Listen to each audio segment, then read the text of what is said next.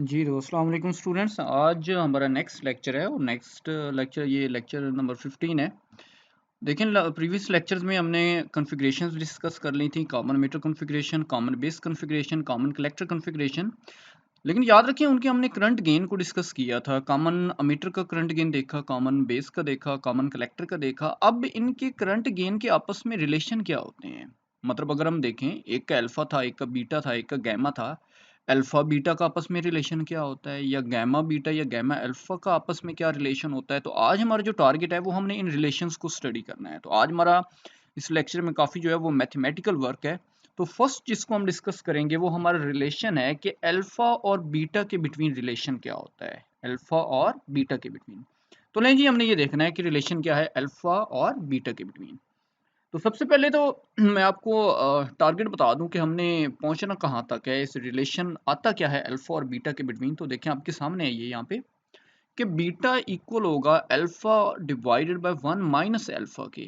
Alpha divided by 1 minus alpha, ये हमने prove करना है, माइंड में रखिएगा, ये हमारा टारगेट है, इस तक हमने पहुंचना है। ओके हो गया। तो चलिए जी हम स्टार्ट करते हैं। आप मुझे ये बताएं जरा सबसे पहले कि अल्फा जो है ये करंट गेन किस कॉन्फ़िगरेशन का है। आपने कॉन्फ़िगरेशन चूंकि स्टडी कर ली है। अल्फा किस कॉन्फ़िगरेशन का करंट गेन है, सोचें जी। कॉमन मीटर का है, कॉमन बेस का है, कॉमन कलेक्टर का है, किसका है? तो माइंड में रखें कि अल्फा जो है ये कॉमन बेस कॉन्फ़िगरेशन का करंट गेन होता है। सिमिलरली बीटा देखें तो बीटा किस कॉन्फ़िगरेशन का करंट गेन है? तो याद रखें वो अल्फा अगर कॉमन बेस का है तो बीटा मैंने आपको बताया था कॉमन अमीटर कॉन्फ़िगरेशन का जो करंट गेन होता है उसे बीटा से रिप्रेजेंट करते हैं। तो लास्ट गैमा और कौन सी कॉन्फ़िगरेशन बच गई? Common collector configuration. तो कॉमन कलेक्टर कॉन्फ़िगरेशन का करंट गेन क्या होता है? गैमा होता है। तो नहीं जी, मैंने टॉपिक स्टार्ट करने से पहले आपको बता दिया है कि हमारे करंट गेन ये किस किस कॉन्फ़िगरेशन से रेलेवेंट है, तो वो आपको पता चल गया है। तो लेकिन जी अब हम स्टार्ट करते हैं अपने टॉपिक को। तो सबसे पहले देखें अल्फा और बीटा की गेम है हमारे टॉपिक में। अल्फा किसका है? अल्फा कॉमन बेस का है। बीटा किसका है? कॉमन अमीटर का है। आपने क्या करना है, आपने कॉमन बेस कॉन्फ़िगरेशन का भी करंट गेन एक दफ़ा लिखना है।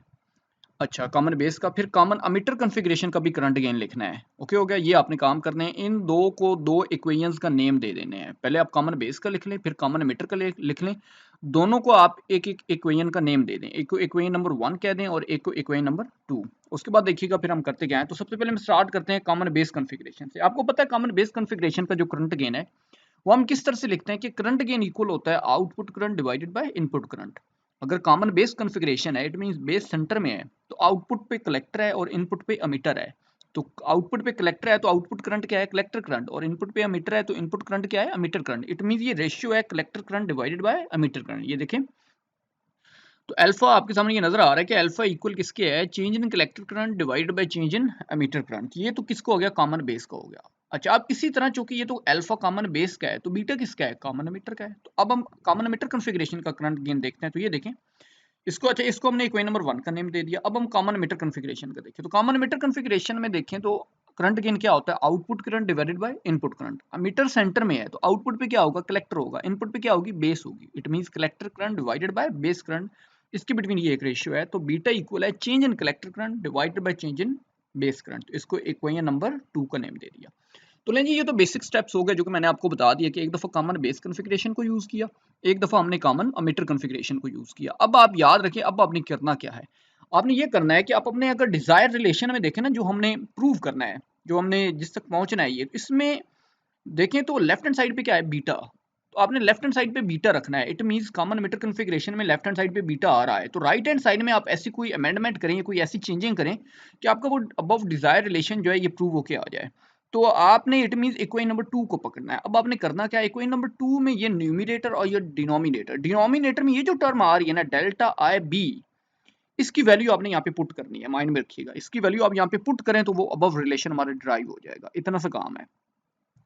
आप स्टेप्स देख लें। एक दफ़ा कॉमन बेस कॉन्फ़िगरेशन का करंट गेन देखा, एक दफ़ा कॉमन एमिटर कॉन्फ़िगरेशन का करंट गेन देखा। तो हमारी चूंकि लेफ्ट हैंड साइड पे बीटा है, तो जो कि कॉमन एमिटर कॉन्फ़िगरेशन में है बीटा, तो इस वजह से हम इक्वेशन नंबर 2 को यहाँ से स्टार्ट करते हैं, इसको पकड़ते हैं। इसमें जो डिनोमिनेटर वाली टर्म आ रही है चेंज इन बेस करंट, इसकी वैल्यू हम देखते हैं और यहाँ पर पुट करेंगे तो हमारा डिजायर रिलेशन जो है ये ऑब्टेन हो जाएगा। तो नहीं जी, अब हमें पता है कि वो डेल्टा आई बी की वैल्यू अब हमने कैलकुलेट करनी है। माइंड में रखिएगा, अब हमने किस चीज़ की तरफ जाना है? डेल्टा आई बी की तरफ। अब हम डेल्टा आई बी की वैल्यू कहाँ से लेते हैं? वो हम ट्रांजिस्टर करंट से लेते हैं। ट्रांजिस्टर करंट आपको पता है ये एक इक्वेशन होती है जो कि मैंने प्रीवियस लेक्चर में बताया था, जिस तरह आप लोगों को याद करने के लिए बताया था कि 100% is equal to 2% to 5% plus 95% to 8, यानी आपको समझ आ रही होगी मेरी बात की कि अमीटर करंट जो होता है ये इक्वल होता है sum of base current plus collector current. ये देखें अमीटर करंट इक्वल किसके होता है, base current plus sum of collector current के। तो आपने निकालना क्या है, आपने तो डेल्टा आई बी निकालना है। तो आप स्मॉल चेंज में इससे ले जाएं। स्मॉल चेंज के लिए ये देखें हम अब इक्वेशन को इस तरह से रीराइट कर सकते हैं। इसको रीराइट किया तो हमने इसको इस तरह से लिख लिया कि डेल्टा आई ई, यानी ये स्मॉल चेंज में हम लेके गए हैं। अब आपको चाहिए क्या, डेल्टा आई बी चाहिए। तो यहाँ से डेल्टा आई बी आप फाइंड आउट कर सकते हैं। डेल्टा आई बी ये वाली जो टर्म है डेल्टा आई बी, ये एज इट इज रहेगी इधर। ये जो प्लस वाली टर्म है डेल्टा आई सी, ये उधर जाकर यानी लेफ्ट हैंड साइड पर जाकर क्या हो जाएगी, सबट्रैक्ट हो जाएगी वहां से। तो देखें नेक्स्ट स्टेप में देखें तो यही हुआ कि ये प्लस डेल्टा आई सी वाली टर्म जो है ये इधर यहाँ से इधर शिफ्ट हो गई, क्लियर। और विद नेगेटिव साइन, इसके साथ नेगेटिव साइन राइज हो गया। तो ये डेल्टा आई बी हमने निकाल लिया है। तो यही तो हमें चाहिए था वो इक्वेशन नंबर 2 में डेल्टा आई बी। अब इसको किधर पुट कर दें, इक्वेशन नंबर 2 में। तो देखेंगे इक्वेशन 2 जो है वो क्या बन जाती है अब। तो नाउ इक्वेशन 2 बिकम्स, तो ये डेल्टा आई बी की वैल्यू वहां पर जरा देखते हैं, हम पुट करते हैं। जब डेल्टा आई बी की वैल्यू पुट की तो डिनोमिनेटर में डेल्टा आई बी था, अब उसकी जगह ये क्या आ गया, delta I E minus delta I C. Okay हो गया। लेकिन अभी तक भी हमारा वो रिलेशन ड्राइव नहीं हुआ। वो रिलेशन क्या था, माइंड में रखिए, beta is equal to alpha over 1 minus alpha, इस तरह। अच्छा, उस रिलेशन को ऑब्टेन करने के लिए अब आप इस तरह करें, आप इस न्यूमिनेटर और डिनोमिनेटर दोनों को ना एक फैक्टर से डिवाइड करें। और उस फैक्टर का नाम क्या है, उस फैक्टर का यही नेम है, delta I E, change in ammeter current. इससे सब टर्म को डिवाइड कर दें, इस टर्म को भी, इस टर्म को भी और इस टर्म को भी, तीनों टर्म्स को डेल्टा आई ई से डिवाइड कर दें। तो वही अब हम काम करते हैं कि now divide the numerator and denominator by the factor, और वो फैक्टर कौन सा है, डेल्टा आई ई। लेकिन जब हम डिवाइड करने जा रहे हैं तो जब हमने डिवाइड किया न्यूमिनेटर और डिनोमिनेटर में तीनों टर्म्स को इस फैक्टर से, तो उसकी शेप कुछ इस तरह से बन गई, delta I C by delta I. और ये टर्म जो है ये देख लें, delta I by delta I, और इस टर्म्स को भी। अच्छा, अब ये डेल्टा आई सी और डेल्टा आई ई आपने कहाँ पे स्टडी किया है, माइंड में सोचिए। Output current divided by input current, तो ये है common base configuration, equation number 1। देखें यहाँ पे, देखिए डेल्टा आई बाय डेल्टा आई, ये क्या कैंसिल होके क्या बन गया 1। अब ये मैं इस पे बात कर रहा था कि ये output current divided by input current, ये क्या है, कॉमन बेस कॉन्फ़िगरेशन है इक्वेशन। ये देखें कॉमन बेस कॉन्फ़िगरेशन में आपने अल्फा ये पढ़ा हुआ है, output current divided by input current. It means इस टर्म की जगह delta I C by delta E की जगह हम क्या लिख सकते हैं, अल्फा। तो जब हम वहां पे अल्फा पुट करते हैं तो हमारे पास ये रिलेशन एक ड्राइव हो गया, बीटा इज इक्वल टू ये अल्फा बन गया 1 माइनस ये टर्म भी क्या बन गई, अल्फा बन गई। तो ये हमारा एक रिलेशन ड्राइव हो गया किस किस के बिटवीन, अल्फा और बीटा के बिटवीन, जिसमें कौन कौन सी कॉन्फ़िगरेशन यूज हुई है, कॉमन एमिटर कॉन्फ़िगरेशन और कॉमन बेस कॉन्फ़िगरेशन। लें जी, तो अब हम मूव करते हैं अपने नेक्स्ट रिलेशन की तरफ। और नेक्स्ट रिलेशन जो है वो हमारा गैमा और अल्फा के बिटवीन है। अब खुद सोचिए, अल्फा किस कॉन्फ़िगरेशन का करंट गेन है, अल्फा कॉमन बेस कॉन्फ़िगरेशन का है। और गैमा किस कॉन्फ़िगरेशन का करंट गेन है, गैमा जो है ये कॉमन कलेक्टर कॉन्फ़िगरेशन का है। ओके, तो इट मींस अब हमने किस किस को आगे कैरी करना है, एक तो कॉमन बेस कॉन्फ़िगरेशन है और एक क्या है, कॉमन कलेक्टर कॉन्फ़िगरेशन। तो अब हम सबसे पहले देखते हैं कि इसका डिजायर्ड रिलेशन, हमने टारगेट हमारा क्या है, कहाँ तक पहुंचना है। तो अब आपका ये टारगेट है, देखिए आपने ये ड्राइव करना है, gamma is equal to 1 over 1 minus alpha. Gamma common collector configuration है और अल्फा क्या है, कॉमन बेस कॉन्फ़िगरेशन है। तो अब हम इसको भी इस तरह ही करेंगे कि देखिए एक दफ़ा कॉमन बेस कॉन्फ़िगरेशन को यूज़ करेंगे और एक दफ़ा कॉमन कलेक्टर कॉन्फ़िगरेशन को यूज़ करते हैं। तो सबसे पहले कॉमन कलेक्टर कॉन्फ़िगरेशन का करंट गेन देखते हैं, वो क्या होता है, कॉमन कलेक्टर का गैमा। तो वो किस तरह से होगा, output current divided by input current. Recently हमने अभी लेक्चर नंबर 14 में ये चीज़ स्टडी की है, output current divided by input current. और आउटपुट करंट देख लें, आउटपुट पे एमिटर होता था और इनपुट पे बेस होती थी। तो ये हमारे पास गैमा आ गया, ये कॉमन कलेक्टर का है। अब कॉमन बेस की तरफ मूव करते हैं। कॉमन बेस का क्या होता है, अल्फा। तो वो देखें जरा, इसको हमने इक्वेशन नंबर 1 का नेम दे दिया है गैमा वाले को। तो अब हम कॉमन बेस कॉन्फ़िगरेशन का जब करंट देखते हैं तो उधर भी यही आता है, output current divided by input. Output पे कलेक्टर होगा, इनपुट पे अमीटर होगा। तो it means collector current divided bye ammeter current की ये रेशियो हमारे पास ऑब्टेन हो रही है। इसको हम क्या नेम देते हैं, इक्वेशन नंबर 2 का। अच्छा, इसको हमने सेकंड इक्वेशन का नेम दे दिया है।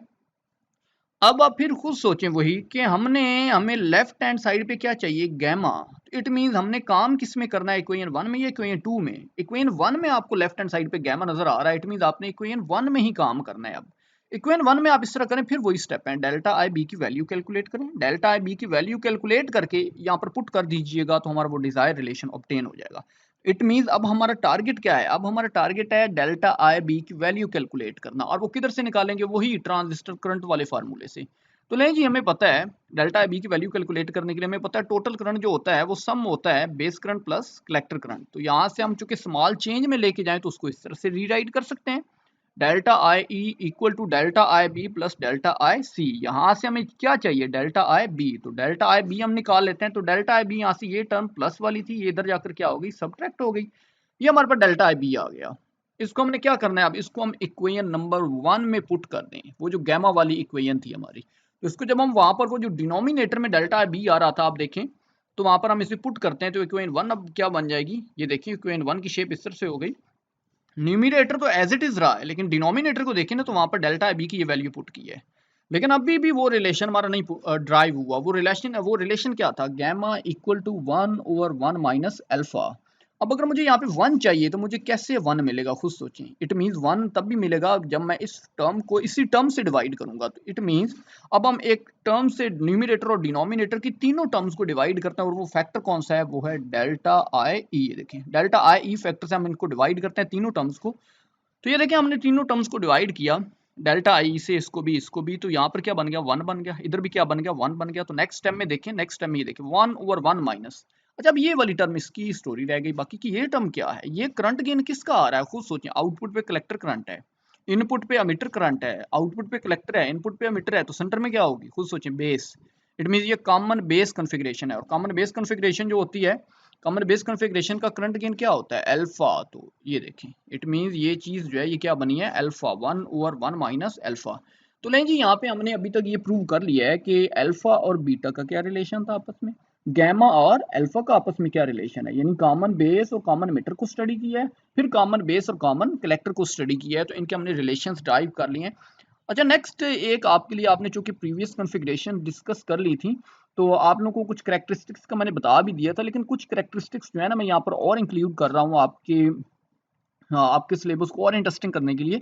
तो यहाँ पे आपने अपने सिलेबस में इस चीज़ को भी ऐड और कर लेना है। तो ये आप सामने देखें, यहाँ पे ये करैक्टरिस्टिक्स सब की यहाँ पर मेंशन की गई हैं, कॉमन बेस की भी, कॉमन मीटर की भी, और कॉमन कलेक्टर की भी।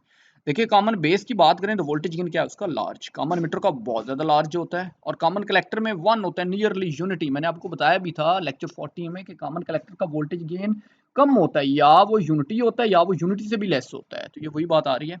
करंट गेन देखिए, कॉमन बेस का करंट गेन कॉमन बेस का लेस होता था, ओके हो गया। वोल्टेज गेन इसका हाई होता था, पावर गेन भी हाई होता था। तो करंट गेन की बात करें कॉमन बेस में, तो वो लेस होता है, या 1 होता है, या यूनिटी से कम ही होता है। तो कॉमन मीटर में देखें तो कॉमन मीटर में ये लार्ज, कॉमन मीटर में तीनों लार्ज होते थे, ओके। कॉमन कलेक्टर में बहुत ज्यादा लार्ज होता है करंट गेन।